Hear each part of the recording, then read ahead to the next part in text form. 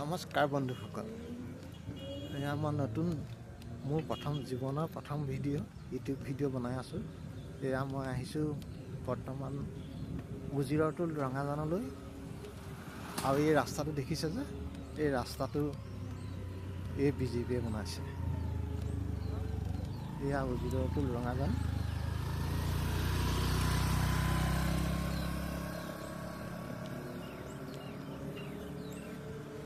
এয়া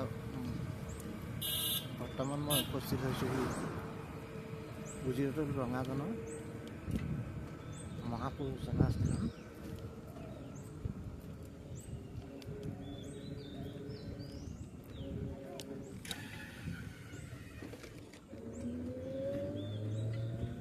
মই এতিয়া বৰ্তমান গৈ আছোঁ লেটেকুপুখুৰী থানলৈ। এইটো যোৱা স্থানলৈ দেখিছেনে কিমান ধুনীয়া ৰাস্তা বনাই থৈছে, কি মজা! আহিয়ে মজা লাগি গৈছে, কি সুন্দৰ! এয়া একমাত্ৰ সম্ভৱ হৈছে বিজেপিৰ বাবে।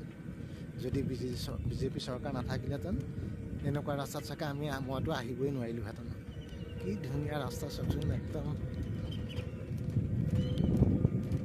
কিবা এটা ভাল লাগি যায় ৰাস্তাটোত চলালে। কি সুন্দৰ ৰাস্তা চাওক।